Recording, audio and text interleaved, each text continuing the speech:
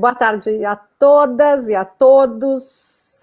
Estamos aqui com o Renato Meirelles, presidente do Instituto Locomotiva, e com o Andrei Roman, CEO, o diretor do Atlas Político. Eu sou a Carla Gimenez, diretora do El País. Estou aqui com a minha colega Flávia Marreiro, editora-chefe do jornal, e a gente está aqui com dois dos maiores especialistas aqui em pesquisas e eleições também, comportamento do brasileiro, para falar um pouquinho sobre o que foram as eleições municipais de 2020, um ano marcado pela pandemia e que trouxe algumas surpresas e também algumas continuidades aí no nosso cenário eleitoral. Agradeço a presença de vocês, Renato e Andrei. E vou começar fazendo uma pergunta que eu gostaria que vocês dois respondessem, uma pergunta um pouco mais aberta, mais genérica, para a gente avançar aqui nessa conversa, né? Então,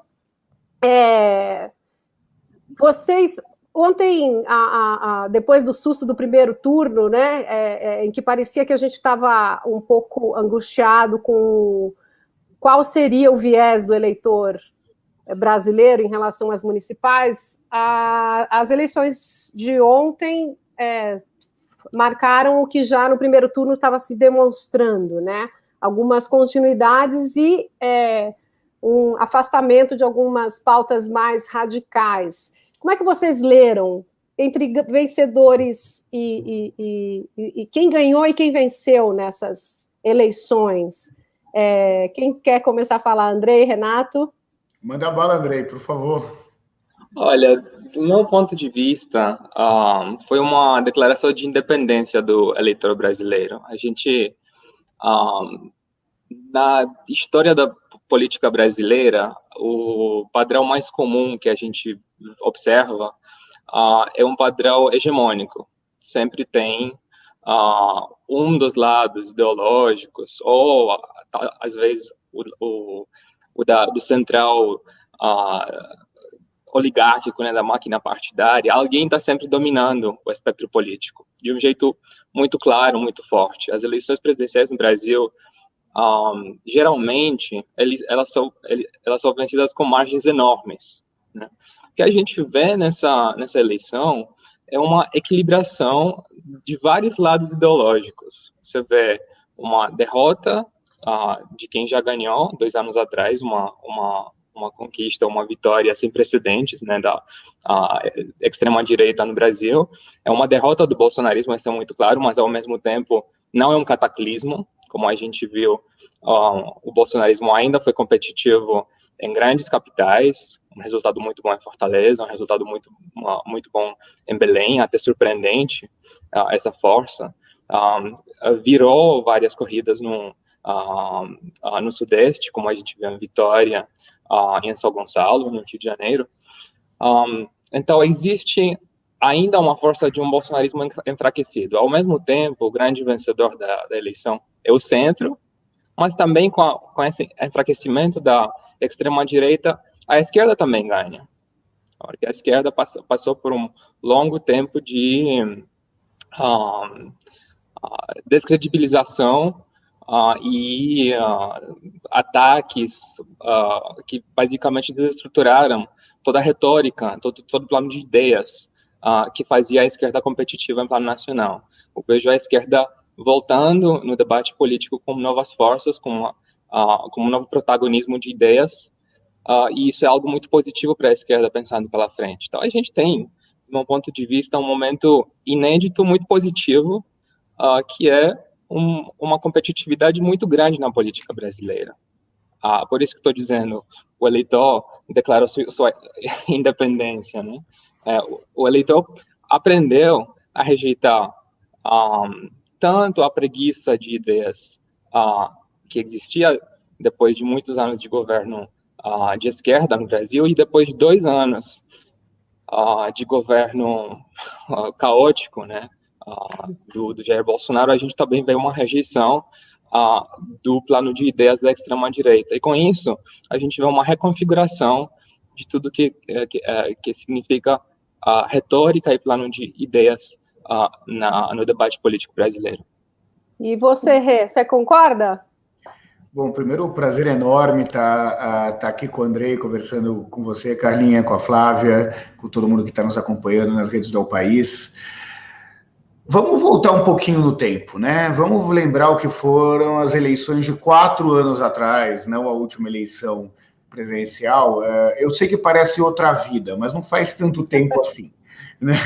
Aliás, janeiro e fevereiro já parece outra vida, né? O período antes da pandemia. A gente teve um processo naquele momento que se acentuava o distanciamento entre governantes e governados. Nós tivemos uma dificuldade grande de candidatos que disputavam a reeleição conseguirem ir efetivamente para o segundo turno, um debate eleitoral muito mais ideológico do que o que nós acompanhamos nesse processo eleitoral que se encerrou ontem.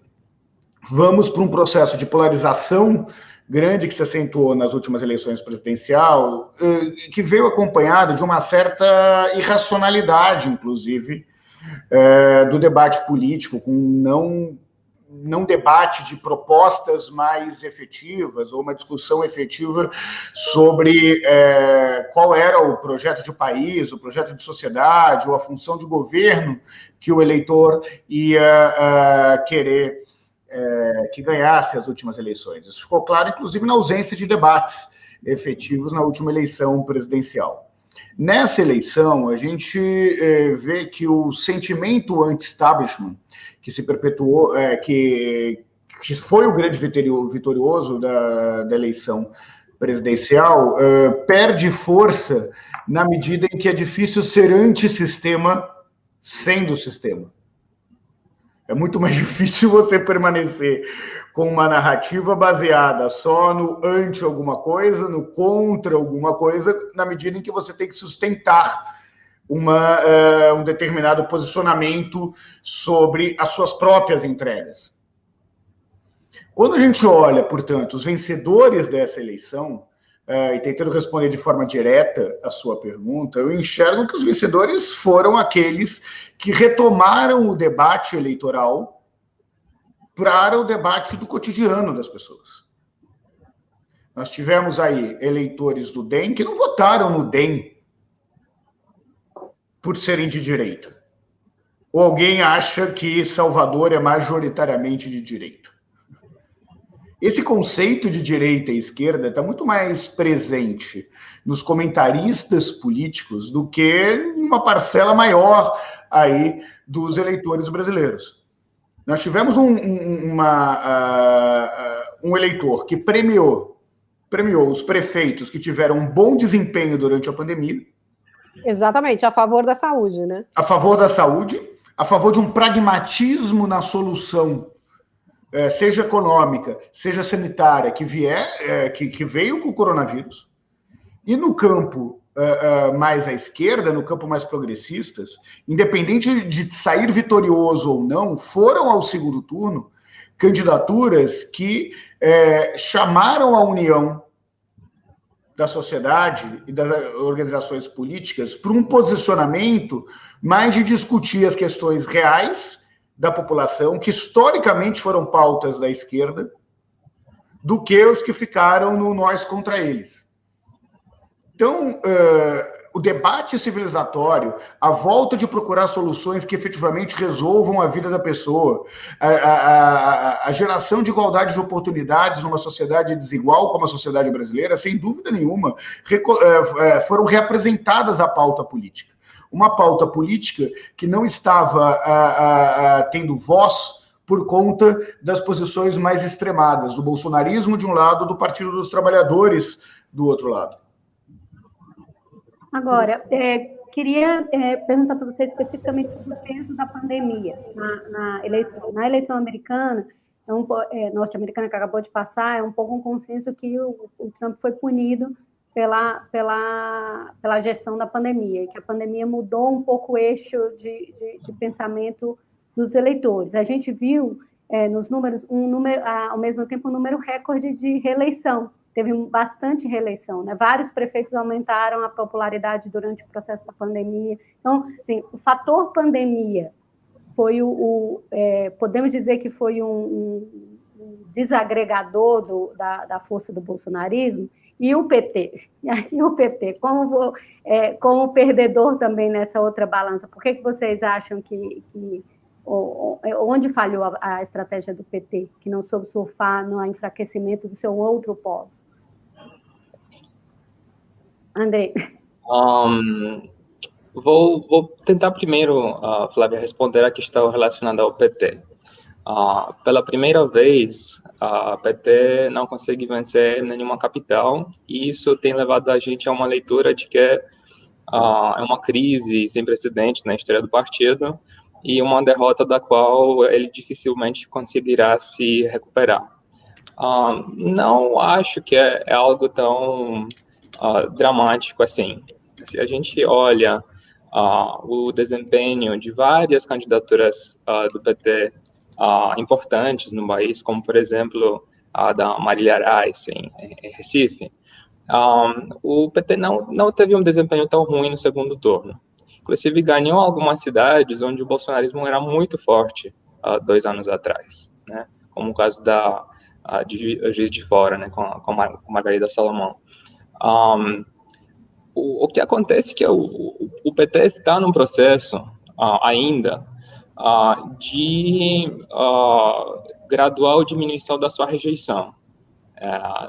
4 anos atrás, 2 anos atrás, as urnas puniram o PT de forma drástica pelos escândalos de corrupção. E isso é ainda algo muito recente na memória do eleitor.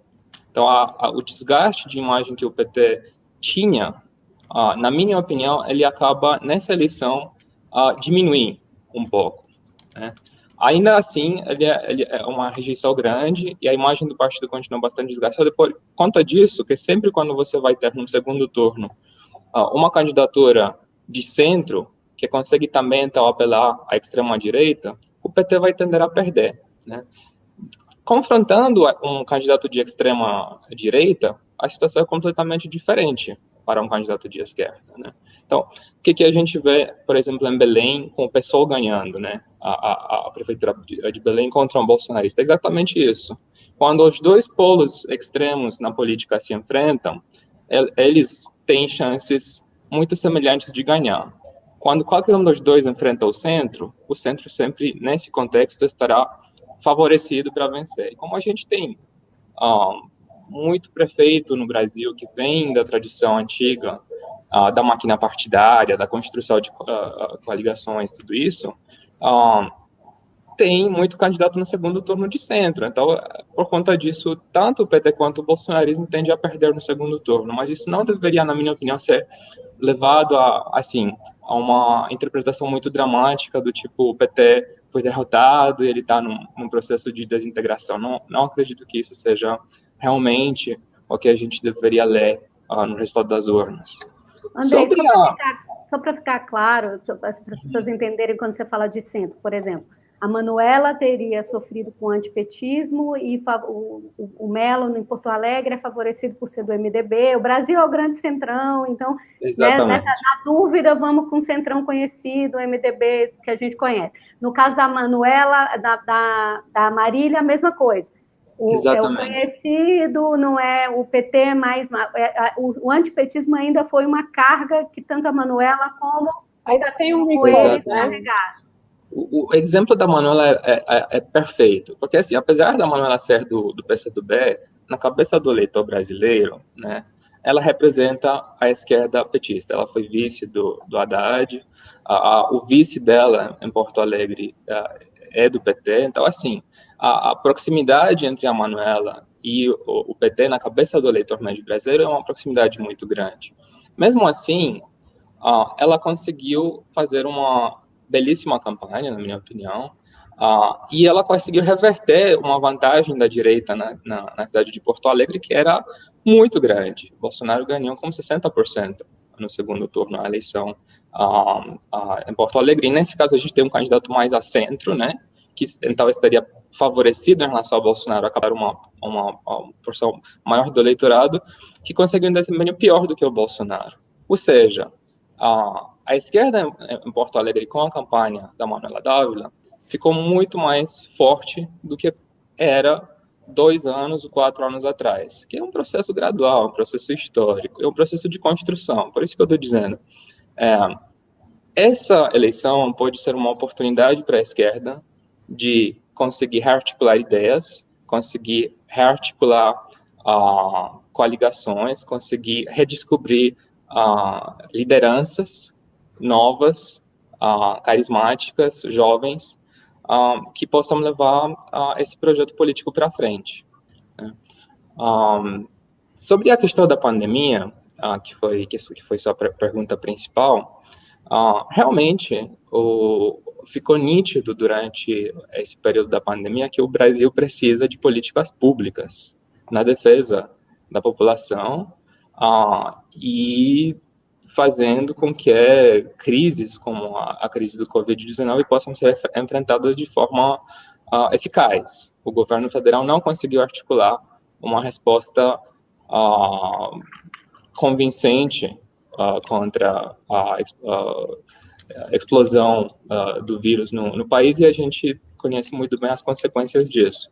Então, certamente é um dos pontos que ajudou bastante o centro político, né, durante essa campanha.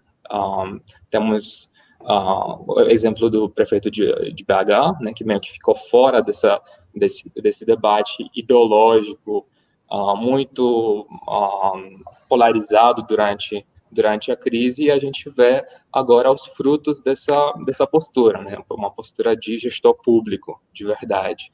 E isso se repete em outros lugares. Acho que é um pouco parecido com o Bruno Covas em São Paulo, porque, assim, existiu toda uma separação entre a imagem do Bruno Covas e a imagem do João Dória. O Covas não herdou a rejeição que o Dória tem na cidade de São Paulo, e isso foi tanto pela postura do Covas durante a pandemia, e também por uma questão de estratégia política que rendeu frutos. E a gente viu isso também no caso do Rio de Janeiro. Então, a pandemia, sim, acho que ajudou bastante esse discurso mais moderado dos partidos de centro. Eu queria emendar essa pergunta, complementando para o Renato, o seguinte: vocês dois estão colocando a questão dos políticos de centro, né? O Andrei citou o Calil em BH, porque é impressionante a popularidade dele, ele é do PSD, ou seja, fugindo dessa leitura maniqueísta, né? Na verdade, a sensação que eu tenho é que o eleitor mudou e o centro entendeu antes. A mesma coisa em Curitiba, o Greca foi reeleito em primeiro turno e ele também teve um cuidado especial com a pandemia e mais. Pelo que eu estava me informando com pessoas de lá, ele tem um trabalho de base ali na periferia muito importante, ou seja, essa foi a grande crítica, por exemplo, do PT, que dominou o cenário. Quem mudou, afinal? Foi o centro aprendeu primeiro a se conectar com o eleitor, Renato? Você que vem acompanhando há tanto tempo, a gente conversa tanto tempo sobre como o desenvolvimento econômico que o PT trouxe gerou no eleitor uma inquietação pela cidadania, né? Ou seja, não se volta atrás, né? Ou seja, você aprende a ter, você não vai voltar atrás. O brasileiro, os eleitores, mudamos? O que aconteceu? Qual era a leitura errada que a gente está ajustando agora e que parece que o centro já entende isso de uma maneira mais sintonizada com o eleitorado? Eu vou falar algo que talvez irrite um pouco alguns colegas analistas e parte da política tradicional. A gente fica tentando colocar o eleitor em várias caixinhas, num cenário em que ele quer alguém que resolva o buraco da rua, o posto de saúde, e volte a gerar emprego e volte a falar coisas que interessam para eles e não para a classe política. Faz algum tempo que a classe política só fala sobre os assuntos e as pautas que interessam a elas mesmas. E por uma razão muito simples, a polarização só interessa aos polos. Não interessa a resolução dos problemas cotidianos do dia a dia das pessoas. Nós temos aí um terço de um lado, um terço do outro, como disse o Andrei, eu super concordo com ele.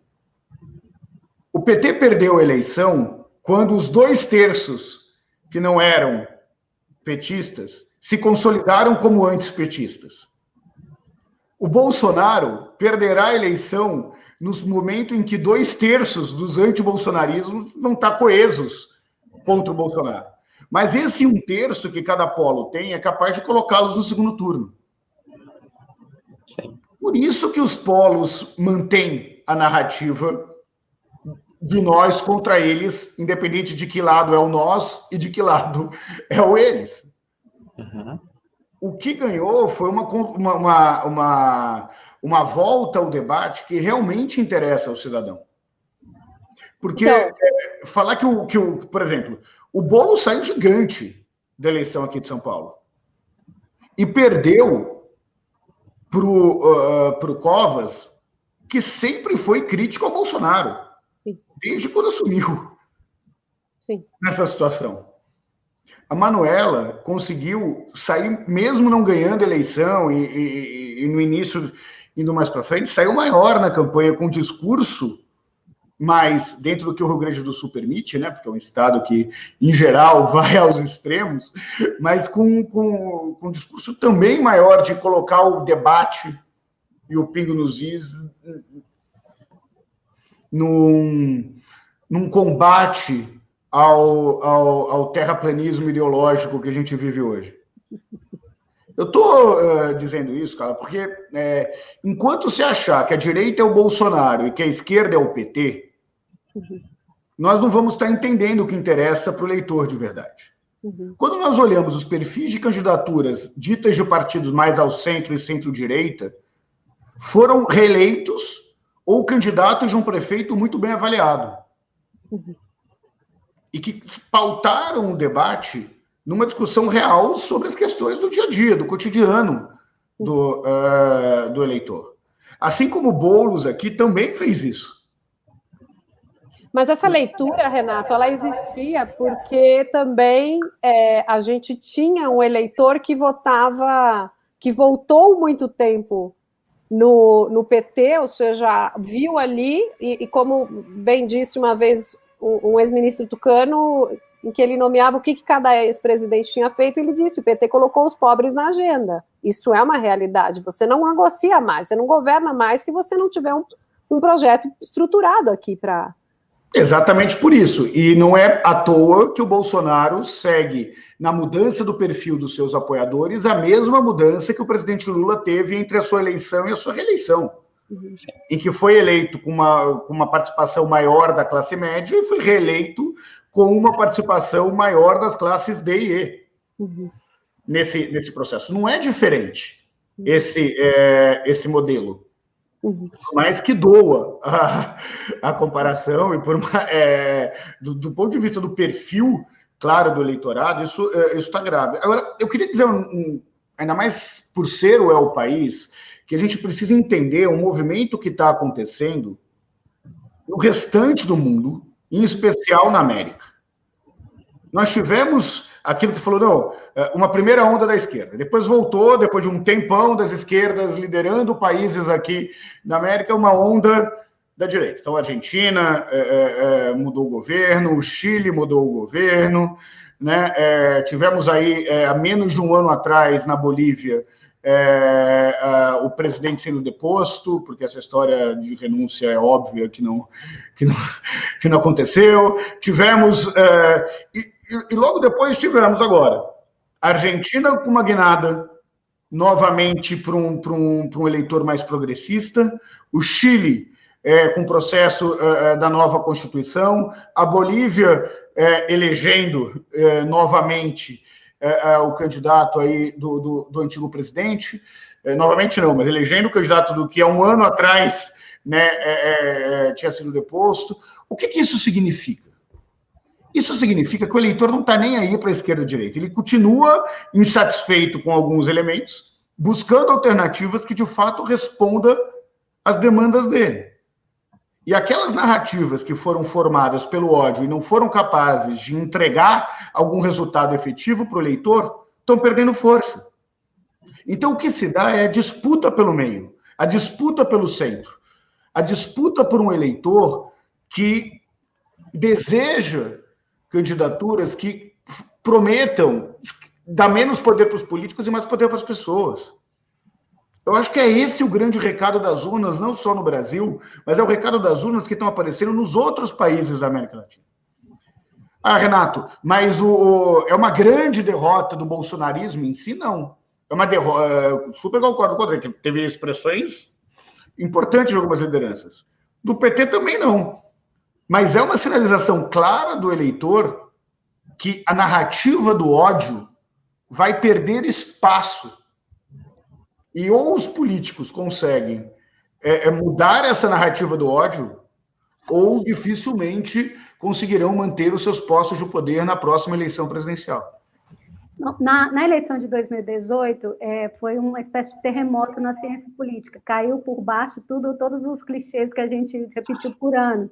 O brasileiro é de centro, a gente não gosta de radicalismo. Parece que desde esse mês de novembro, cientistas políticos respiram aliviados. Ufa, a gente ainda sabe mais ou menos ler qual é o cenário. Né? Outro clássico debate da ciência política é o quanto a eleição de municipal serve para predizer o que vem em 2022 ou uma completa nova história. Então, eu queria que vocês se posicionassem sobre esse debate clássico. O que dá para dizer, a partir de ontem, de como começa a corrida para 2022? Quem saiu com mais fichas? Né?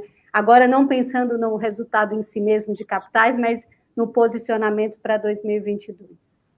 O que você nos diz, André? Olha, Flávia, eu acho que uma dinâmica muito interessante nessa eleição que a gente viu domingo é a reestruturação do bolsonarismo de formas surpreendentes. Né? Você vê o bolsonarismo não conseguindo emplacar candidatos no segundo turno em São Paulo, Porto Alegre, mas você vê eles quase conseguindo ganhar a prefeitura de Fortaleza contra um candidato de centro, porque o Sarto a gente sabe muito bem, teve uma disputa da esquerda no primeiro turno entre a Luiziane e o Sarto venceu, Sarto sendo a centro-esquerda, né, e basicamente o candidato de consenso contra o Bolsonaro na Fortaleza. Eles quase ganharam lá. Né? O que a gente deduz a partir disso? Que ao mesmo tempo em que o Bolsonaro está perdendo eleitores nos lugares onde já foi o berço desse movimento, né, no Sul e Sudeste, ele está conseguindo novos espaços no Nordeste, no Norte, onde tradicionalmente era o reduto da esquerda. Isso é muito interessante. Eu estava pensando que, assim, falando sobre essa derrota da ciência política convencional em 2018, quase parece que a gente teve a lidar com um vírus desde 2018. Né? Você vê uma expansão explosiva do bolsonarismo, um contágio extremamente rápido, mas, aos poucos, a gente vê que ele está passando. Nos lugares onde ele já esteve muito forte, parece que a gente já está vendo alguns anticorpos na sociedade contra isso se fortalecendo. Porque toda essa fascinação com ideias extremas também, em algum momento, pode ser esgotada. Eu acho que isso aconteceu bastante nos lugares que já deram maior fôlego para o bolsonarismo até agora. Agora, tem outros espaços que chegaram tarde para o pensamento bolsonarista, né? E onde o bolsonarismo já chega com uma proposta mais complexa, que não é somente ideológica, mas também incorpora aspectos de transferência social, de políticas públicas na área de segurança, várias outras coisas que o fazem uma coisa mais complexa e mais difícil de desarticular. Né? Ele se reestrutura também dessa forma.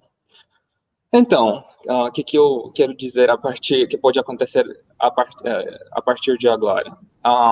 É um processo em movimento, né? É um movimento não somente político, mas um fenômeno cultural dentro da sociedade que está se reestruturando no dia a dia, no debate de ideias, nas conversas dentro das famílias, nas experiências das pessoas, inclusive no mercado de trabalho. E olhando para frente é uma coisa que a gente, como sociedade, ainda terá que conviver. Eu não decretaria o fim da onda bolsonarista.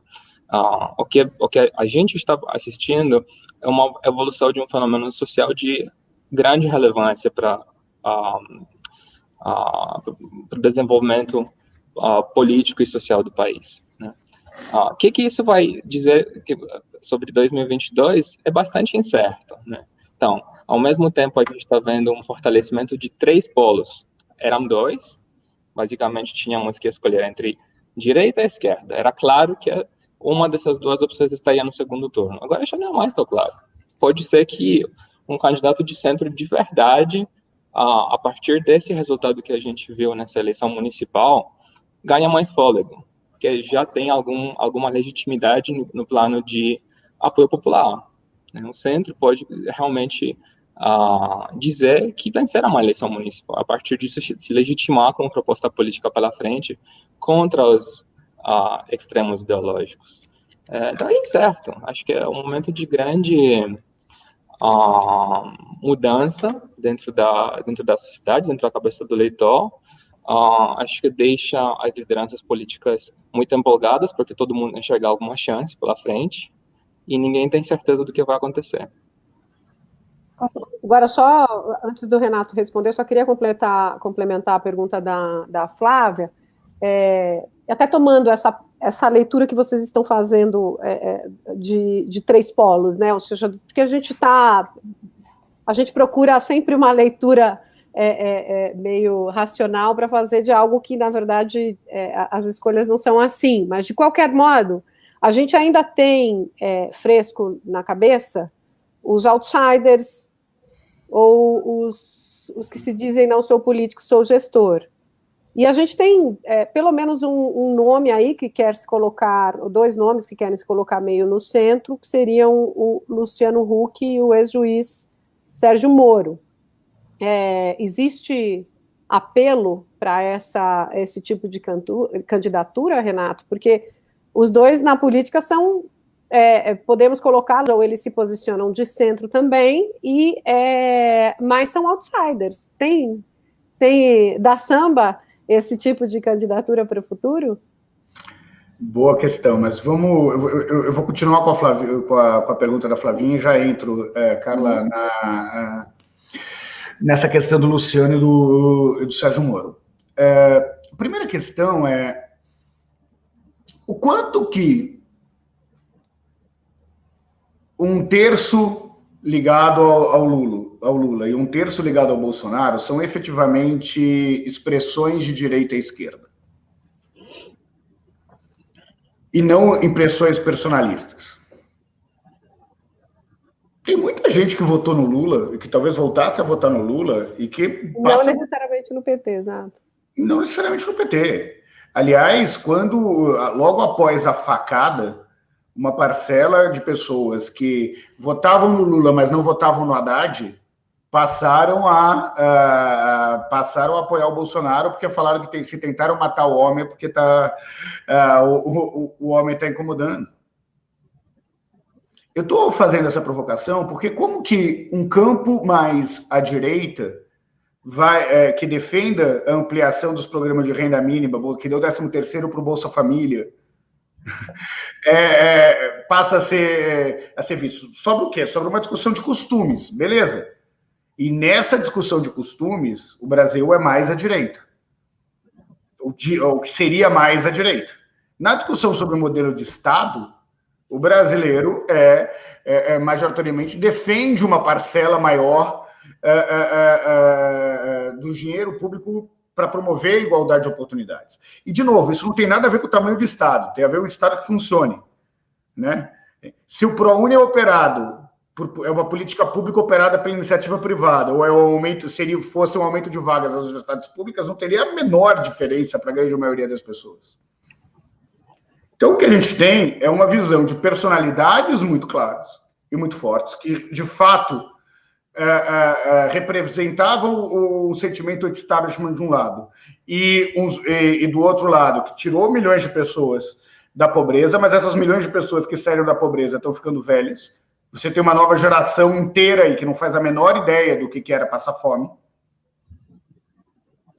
E aí, o discurso simplesmente do Lula livre não é suficiente para esse tipo de engajamento.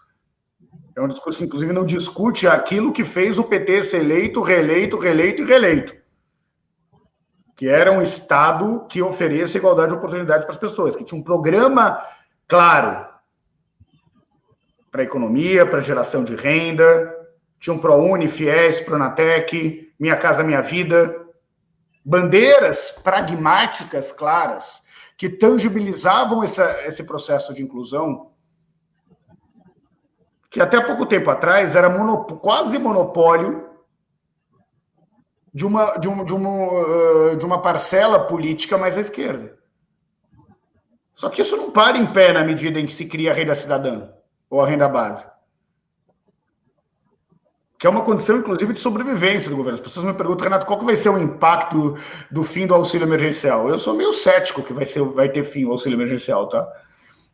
Porque é uma bandeira política muito clara. O Paulo Guedes vai ter que ficar se equilibrando lá entre o discurso da Faria Lima para manter o emprego dele. Vai ser um desafio contorcionista aí desse repentista da economia, que é o Paulo Guedes. Efetivamente não vai parar. Isso. Agora, as pessoas não votaram no do Bolsonaro porque defendia um Estado mínimo. Só os colegas da classe A votavam no Bolsonaro porque não era esse o debate. Não foi esse o debate em 2018. Eu acho que é isso que precisa ficar um pouco mais claro nesse entendimento do que de fato interessa para o eleitor. Como é que fica o acúmulo de fichas desse momento? Não tem nenhuma grande liderança nacional que emergiu nisso. Saiu uma grande liderança nacional? Não. O Dória foi escondido aqui em São Paulo. Que poderia sair como uma grande liderança nacional. Semineto, ninguém sabe quem é no Brasil. O Rodrigo Maia. Imagina um voto. Não é disso que a gente está falando. Então, a construção da terceira via passa também por construções de personalidades. Nesse sentido, o Luciano Huck consegue ter uma narrativa que combina mais com uma narrativa próxima do Bruno Covas, próxima ao discurso de inclusão social colocado pelo campo mais progressista, com uma migração de eleitores, inclusive, ditos mais vermelhos, muito mais forte para isso. Já o candidato Sérgio Moro não consegue aparecer mais como outsider nessa altura do campeonato, não depois de ter sido ministro do Bolsonaro. Então, eu acredito sim numa solução de outsider que dialogue mais com o perfil do Huck, né, do que com o perfil do Moro. Dificilmente teremos Moro e Bolsonaro disputando um segundo turno, por exemplo, e eu tenho uma dificuldade grande de imaginar o Bolsonaro fora de um segundo turno, a não ser que ele não seja candidato. Você concorda, André? Olha, na minha opinião, o principal problema do centro nesses últimos anos no Brasil foi a falta de uma clareza de posicionamento pragmático. Facilmente, quando você tem a ver quando você lida com um campo novo, o centro, definido de forma programática no Brasil, é algo novo. O centro no Brasil, tradicionalmente, se define pelo seu caráter clientelista de compor o governo no Congresso. Não é algo definido muito bem no plano de ideias, né? Com a Marina Silva, eu acho, a gente vê essa tentativa nas últimas eleições presidenciais de definir o centro de uma outra forma, uma terceira via construída de forma programática. Mas isso é algo muito difícil. E na própria trajetória da Marina Silva, nas 2 derrotas que ela sofreu, a gente viu quanto é fácil isso ser desconstruído pelos extremos ideológicos. Porque você acaba apanhando dos 2 lados. Você acaba apanhando da esquerda, que fala que você é direita, e você acaba apanhando da direita, que fala que você é esquerda. E você sempre precisa se justificar, né? Que você não é nem muito à direita, nem muito à esquerda, você precisa buscar o seu próprio espaço. Isso foi o grande desafio da Marina, e de alguma forma isso acabou sendo o grande desafio do Luciano Huck, e também do Sérgio Moro. É difícil você construir com credibilidade uma agenda própria sem qualquer tipo de referência da esquerda ou da direita, e sempre tentando criticar coisas dos 2 lados, né? Então, acho que cada vez mais a gente está descobrindo que existe sim um potencial de construção programática do centro. É um processo gradual, né, que é legado desses últimos anos. É legado tanto da rejeição do petismo e da rejeição agora dessa onda bolsonarista, mas é algo ainda bastante incipiente, né? A gente poderá ver depois dessa eleição, e eu acredito que a gente vai ver isso nas pesquisas de opinião que avaliam a imagem dos líderes. Eu acredito que a gente vai ver uma recuperação da imagem do Luciano Huck e de outros líderes de centro. Mas ainda é algo incipiente, algo difícil, do meu ponto de vista. E falta bastante pouco tempo até 2022 para você articular bem isso na cabeça do eleitor brasileiro. Apesar de que eu concordo com o Renato, de que não existe essa clareza ideológica na cabeça do eleitor, de que relativamente uma parcela pouca do eleitorado se autodefine como esquerda ou direita, de forma consciente. Mas mesmo assim, existem padrões de pensamento que essa disputa ideológica acaba instigando. Se você vota ao longo de 30 anos, a opção tucana em São Paulo, se você vota a opção lulista no Nordeste, isso de alguma forma tem um impacto difícil a ser desconstruído. E por isso o legado histórico desses lados ideológicos, eu acho que ainda é um legado bastante forte. Só para não perder o gancho, perguntar especificamente do ex-ministro Sérgio Moro, o Renato falou, olha, eu acho difícil a construção dele como um outsider ou alguém de centro, uma vez que ele participou do projeto bolsonarista. Você concorda com isso? Isso é uma questão também aberta. Chamar o Sérgio Moro de centro faz algum sentido? Eu acho que é algo bastante difícil, porque o Sérgio Moro, querendo ou não, instigou a onda bolsonarista no país. Por um longo tempo, ele era a figura mais popular do governo Bolsonaro. E ele era a figura que mais legitimava o projeto político do Bolsonaro no país.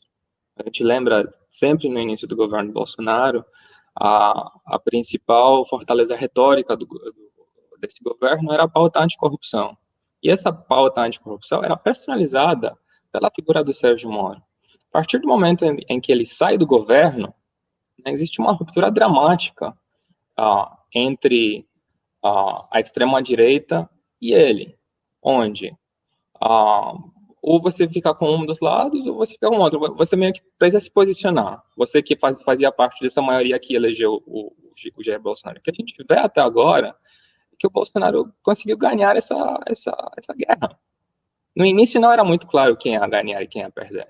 Quando o Sérgio Moro saiu do governo, a gente não sabia qual que ia ser o desfecho disso. Mas hoje eu acho que é bastante claro. O Sérgio Moro perdeu. Então, ele, a partir de agora, reconstruir, né, me parece difícil e até improvável. Mas como a gente sabe, na política muitas coisas podem acontecer. Eu vou voltar para o Renato. Você falou sobre o eleitor mais novo, né, que não lembra de conquistas, seja de A ou seja de B, né? A gente vê que houve o eleitor jovem teve um papel muito importante, principalmente aqui em São Paulo, né? Ou seja, o bom desempenho do Boulos passa pela juventude. E uma juventude que não tem certas referências que nossa geração teve, né? O que esse eleitor traz em termos de desafio? O que ele espera? Ele é criado completamente, ele não vê televisão, ele monta o seu próprio noticiário em diversas fontes pela internet, ou seja, é outra configuração, a gente é outra geração. Ele não sabe o papel do Roda Viva ou o papel de programas que, para a nossa geração, são pontos de encontro para o debate político. É outra maneira de construir isso, né? E, inclusive, as suas decisões. Qual é o papel desse eleitor? O eleitor também que é muito menos preconceituoso, pelo que a gente tem levantado, muito mais está muito mais à frente, muito mais conectado, por exemplo, na questão do meio ambiente, que está pegando diretamente para ele, né? Super importante isso. Eu lembro, em algum momento, quando a gente mostrou que o número de pessoas que eram consumidores na época da hiperinflação, portanto, antes do Plano Real, não que eram nascidos, que eram consumidores, que entendiam na prática essa questão da importância, passou a ser minoria da sociedade. E o quanto que isso virou um problema para aquela narrativa do PSDB de quem acabou com a inflação no Brasil. O discurso de acabar com a inflação do Brasil perdeu força num determinado momento, porque simplesmente as pessoas não tinham vivido o histórico de hiperinflação no seu cotidiano de consumo. Esse mesmo raciocínio vale agora, para pessoas que não tinham luz elétrica, para pessoas que não entendiam. Algumas dessas políticas que viraram políticas de Estado já se consolidaram como se sempre tivessem fazendo parte do dia a dia dos brasileiros. Os mais jovens, se por um lado se mostram muito mais, têm uma escolaridade maior do que as gerações anteriores, e aí teve um salto de escolaridade mais significativo do que em outros momentos da história, mas tem uma busca pela individualidade. Repare o que eu estou dizendo. Quando a gente fala sobre o crescimento das pautas identitárias, existe sempre uma associação com pautas coletivas apenas. Mas isso tem a ver com um processo de aumento da autoestima e também com o crescimento do individualismo. Isso não é necessariamente a pauta de diversidade historicamente levantada pelas bandeiras de inclusão, como bandeiras de cotas necessárias e fundamentais para promover isso. Tem um componente no imaginário que é um componente mais individual mesmo, da minha autoestima, de eu poder me mostrar da forma que eu sou, sem ter que me camuflar para ser aceito pelos outros. Então não é um movimento necessário, somente progressista, é muito progressista, é civilizatório, eu diria, mas vocês já repararam como a questão da diversidade é o ponto de encontro entre os socialistas e os liberais? Os liberais de verdade, né? Os liberais autênticos. Esse ponto de encontro também mostra que essa característica presente nos mais jovens pode ir para um lado ou pode ir para o outro. Agora, por conta da extrema-direita ter essas posições, digamos assim, que beiram a barbárie com relação aos temas de ecologia ou aos temas de diversidade, afasta esses eleitores mais jovens da extrema-direita. Mas isso não é uma verdade ideológica. Isso tem a ver com uma conjuntura própria do que está acontecendo agora. Inclusive de sobrevivência. Inclusive de sobrevivência. Claramente sobrevivência. As bandeiras são super justas. O que eu estou dizendo é achar que a bandeira de direitos civis é monopólio da esquerda é um erro analítico. Ou de um pensamento mais coletivo em prol do pensamento individual. Isso não é verdade. A outra questão tem a ver com a capacidade que essas pessoas têm de lidar com pensamentos contraditórios. Porque a nova geração é ainda mais dependente dos algoritmos na busca por informação. E como os algoritmos formam grupos cada vez mais homogêneos entre si e heterogêneos entre eles, a chance efetiva do debate é menor para isso. Eu só estou problematizando um pouco mais, ao invés de responder essas questões. Não, eu gosto, mas eu só queria entender o que você diz que o debate... qual é o papel do debate? Assim, qual é a... Eu não entendi qual é o papel do debate para este grupo. A busca... A formação da própria opinião através de pensamentos contraditórios e de sinapses que se dão através do debate é fortemente impactada pelos algoritmos que filtram o contraditório. Entendi. Não convence ninguém pelo Facebook. Até porque você recebe muito mais reforço positivo do que reforço negativo nesse processo. A lógica do cancelamento é uma outra manifestação estética disso. Quando você cancela, você fecha o diálogo nesse processo. Então, obviamente que isso traz consequências efetivas para o debate de ideias. E o grande risco é aonde fica a verdade factual nesse contexto. Se você me perguntar qual é o grande desafio da democracia para os próximos anos, é restabelecer a verdade factual como ponto de partida do debate político. O Eugênio Butti escreveu um livro maravilhoso sobre a possível ter democracia sem verdade factual, mas eu estou querendo colocar esse debate na pauta porque o jornalismo real nunca foi tão importante no restabelecimento da verdade factual.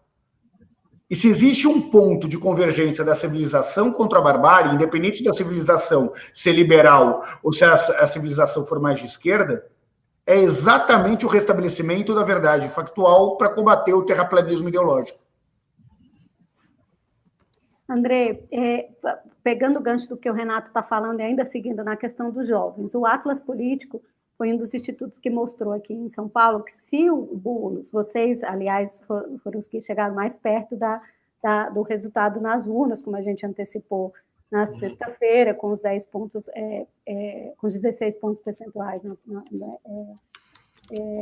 de diferença entre os dois. Mas se o Boulos conseguiu esse resultado, já ficava claro que ele estava alçado nos jovens, como a Carla falou, e o que significa ter conseguido essa conexão com os jovens. Em 2018, pergunto isso porque em 2018 existe uma certa choque, do tipo, a direita, ou o MBL, ou a ultradireita, consegue se comunicar com o público jovem. A esquerda virou tiozeira, não consegue. Estamos falando de coisas que não fazem sentido. Como o Renato diz, não adianta falar para mim de sair da fome, que isso aí não vai colar. O que você acha que foi a virada de chave aí que o Boulos conseguiu se conectar com esse público? Não, e só acrescento que também o Arthur Duval também conseguiu uma ótima votação e também por ter uma boa comunicação com esse público, né? Então, ótimos pontos. Acho que o que a gente viu 2 anos atrás com o surgimento do MBL foi um pouco do que o Renato comentou, que nenhum grupo social é domínio de qualquer ideologia necessariamente. Quando você domina uma demografia por muito tempo, né, há necessidades de sempre legitimizar e chegar com ideias novas e explicar por que aquela hegemonia existe. Tudo isso fica enfraquecido. Acho que isso aconteceu de forma bastante clara com a esquerda. O MBL conseguiu se conectar com o público jovem de um jeito que as lideranças de esquerda naquele momento simplesmente não tinham resposta. Eles não entendiam o contexto, eles não entendiam as novas tecnologias, eles não entendiam um novo jeito de se comunicar, e a falta de renovação de lideranças dentro desses partidos de esquerda prejudicou muito naquele momento. Por isso que o MBL conseguiu virar uma coisa tão relevante na cena política brasileira, por isso que o Arthur Duval, como culminação desse processo, teve 10% da votação em São Paulo. Inclusive, bem impressionante que ele conseguiu isso efetivamente a partir de uma campanha nas redes sociais. É muito diferente a campanha do Arthur Duval, tanto da campanha do Boulos, que é mais uma mistura de vários elementos, inclusive eu vou voltar para isso para explicar a fortaleza do Boulos, inclusive nesse público jovem, mas realmente o Arthur Duval conseguiu demonstrar que é possível você ter 10% da votação na maior cidade do Brasil, fazendo campanha para as redes sociais, e basicamente só isso. No plano de ideias e utilizando essas novas tecnologias. Isso é bem importante para o futuro, porque esses jovens, aos poucos, ficará cada vez mais uma porção maior do eleitorado, né? Então, o apelo que o Arthur Duval pode ter, né, em próximas eleições, pode sempre atingir um percentual cada vez maior. Bom, o interessante do Boulos nessa eleição é que ele saiu do paradigma antigo da esquerda, tanto do PSOL quanto o que a gente via no PT. Ele conseguiu reunir elementos antigos de mobilização, que são apelo aos movimentos sociais. A própria trajetória dele é uma trajetória linda e legítima dentro de um contexto bastante tradicional de surgimento de líderes de esquerda, né? Lembra um pouco a trajetória do próprio Lula. A figura do Boulos, de alguma forma, lembra a retórica dele lembra muitos dos elementos do Lula. Mas ele consegue ultrapassar isso e se adaptar, incorporando essa viralização de conteúdos nas redes sociais, uma comunicação muito direta com os seguidores dele. Ele consegue roubar muito desse novo jeito de se expressar politicamente, da nova direita. Ele foi fofo. Hã? A gente pode usar o termo que for, o Boulos foi fofo. Exatamente. Era aquele bolo fofinho, assim, juntinho. É a versão do século XXI do Lula Paz e Amor, só que com uma linguagem mais direta nas redes sociais, buscando diálogo, lembrando os ideais de justiça. Né? Então, o que foi o Lula na guinada do ponto de vista econômico foi a narrativa do Boulos do processo de inclusão social. Te interrompi, Andrei, desculpa, mas é só porque eu não resisti a narrativa do Boulos foi uma narrativa fofinha. Certamente, e isso é uma coisa muito inédita para o PSOL, precisamos lembrar, né? O PSOL, a gente está acostumado, é aquela coisa dogmática, que nunca muda, toda eleição eles vêm com uma pauta muito semelhante, que é uma pauta extremamente purista, são os nossos princípios que a gente nunca vende, são as alianças que a gente nunca faz, a nossa alma que a gente nunca vende, e eles nunca chegam a mais de 5% em qualquer eleição. Né? Isso, ele mudou, né?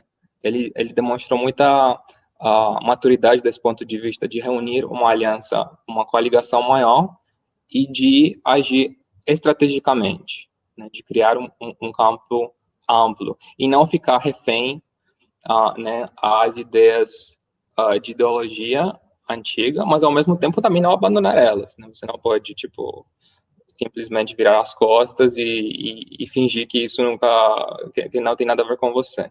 Então, é realmente algo extremamente potente, porque a partir dessa estratégia ele também consegue diminuir a rejeição, né? Uma coisa que parecia clichê e que o eleitorado sempre rejeitava, ela é recontextualizada, né? Um resultado de 40 pontos percentuais na cidade de São Paulo, apesar de ter sido assim, muita gente ficou desapontada, porque as pesquisas indicavam a chance de ganhar, né, 46 pontos, e ele com 40, a gente acha que houve algum tipo de desempenho pior do que o esperado, mas não é verdade. Ele dobrou a votação dele exemplar. de um turno para o outro. Foram mais de 2 milhões de votos, ele teve 1 milhão e pouco no primeiro, né? Sim. É algo histórico, realmente, para uma votação em São Paulo. Aí você pode imaginar aí você tem um candidato que é de centro-direita, mas se define como um social-democrata e que vem da social-democracia, basicamente mostra que o eleitorado de São Paulo está aberto para uma opção de esquerda ou centro-esquerda no futuro próximo, né? Não é um campo árido para a esquerda indo para frente. É uma cidade onde a esquerda irá sempre, a partir de agora, ser competitiva. Né? Agora, isso é bem importante. Na verdade, é o que a gente até escreveu hoje numa reportagem, que o Boulos tirou a esquerda das cordas, né? Porque, assim, ficou marcado que não é o antipetismo, ou seja, não é a anti-esquerda, era o antipetismo que tirou, e o Boulos entra nessa linha. A gente já está com 1 hora de conversa, eu queria fazer mais 18 perguntas, mas eu vou me encaminhar para a última. Só queria, antes da última, fazer... O Renato falou, o Boulos foi fofo, parece um elogio aleatório ou pessoal, mas tem uma coisa que eu fiquei me perguntando muito. O Arthur Duval, que também trabalhou uma estratégia com os jovens na internet, teve uma postura muito agressiva. Se isso não foi um elemento que não lhe permitiu avançar mais, porque ele foi num ataque ao Padre Júlio, que é uma figura querida na cidade, ou seja, faz um trabalho com os mais pobres. Então, eu fiquei me perguntando se isso não era um elemento, ou se isso não está dentro daquilo que a gente está falando, de que se afastou aquela pauta anterior. Mas, enfim, Renato... Não, super bacana. O Arthur Duval herdou o eleitor bolsonarista que fugiu do Russomano. Entendi. Assim, ele deu essa radicalizada para um eleitor tipicamente bolsonarista da arminha, das coisas e tudo mais, que aquele... foi essa narrativa herdada, que cabe para um candidato que não tinha pretensão de vitória.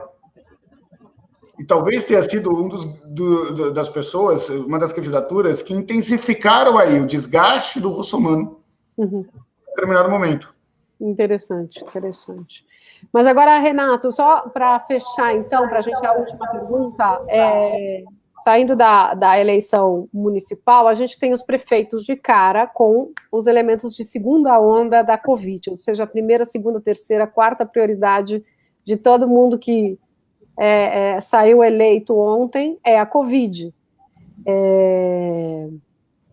A gente está mais, neste momento, com um eleitor que está apelando para a sobrevivência ou para questões mais elaboradas de urbanismo, o que fica para estes prefeitos eleitos? Fica o desafio de impedir que a economia pare sem que todo mundo morra. Não é um desafio trivial. Porque vale lembrar que, e as pessoas esquecem disso de vez em quando, que só pessoas vivas recuperam a economia, né? Pessoas mortas não conseguem nem produzir, nem consumir. Então, nesse sistema, as pessoas precisam ficar vivas para isso. Por outro lado, não se pode desprezar o efeito concreto que existe do impacto econômico, em especial nos mais pobres. Quando você olha os dados aqui de São Paulo, que mostram que o índice de contaminação entre os mais pobres foi o dobro dos mais ricos, foi o dobro porque eles não tinham condições de fazer home office. Aliás, o home office passou a ser um grande indicador social, né? As pessoas que trabalham em profissões onde permite home office e as pessoas que não trabalham em profissões onde se permite o home office. Acho que esse o grande desafio dos prefeitos. A chamada para a renda básica, também de eleições municipais, estava presente na pauta de muitos daqueles que foram eleitos ou reeleitos. Essa mecânica de restabelecer é horrível o termo, mas um novo normal aí, que consiga conciliar a proteção sanitária e a volta da atividade econômica, será o grande desafio dos gestores a partir de agora. Bom, gente, o papo está ótimo. André, só o André queria, Carla, última coisa, que o André respondesse essa questão da pandemia em termos de opinião pública. O que você vê aí nas pesquisas em relação... A gente começou a pandemia com mais gente contra o isolamento social, todo mundo cansado da quarentena, mas, de todo modo, as urnas falaram a favor de quem fez as medidas restritivas. Então, nesse balanço aí, do seu ponto de vista, qual vai ser o desafio dos prefeitos na segunda onda? Só para responder também a pergunta da... O principal desafio é lidar com o cansaço da população. Acho que as pessoas estão passando por um cansaço generalizado, sabe? De não conseguir voltar para aquela vida normal, de você ter seus filhos na escola, de você conseguir ver seus familiares, seus amigos, de você sair livremente. Realmente é uma coisa que afeta todo mundo, independente de posicionamento ideológico. Tem pessoas que acreditam que, apesar disso, precisam continuar respeitando o distanciamento social e as medidas impostas, e outras que, assim, já não aguentam mais, e também por questões políticas têm outra opinião. Mas é realmente um desafio, porque vamos pensar assim, a Europa realmente está passando por uma segunda onda muito mais forte, provavelmente muito mais mortal do que a primeira. A gente está vendo quanto governos muito responsáveis ao longo da crise inteira na Europa estão passando por um grande sufoco em termos de adotar políticas públicas corretas nesse ponto de vista, simplesmente porque não tem mais apoio popular e porque o custo econômico é demasiadamente grande. E isso também pode acontecer no Brasil. E isso pode ser um momento de grande crise, né, para esses novos gestores. Será um teste e iremos estar aqui com vocês para comentar. Tá bem, obrigada. Tá bom. Gente, muitíssimo obrigada. Papo de alto nível aqui, André Roman, Renato Meirelles, muitíssimo obrigado. Vocês são parceiros muito queridos nossos. Temos maior respeito por vocês aqui. E obrigada a vocês que acompanharam a gente. Estamos aqui... As lives do El País têm acontecido com uma certa frequência e a gente se prepara para a próxima. Muito obrigada. Tchau, pessoal. Prazer. Até mais.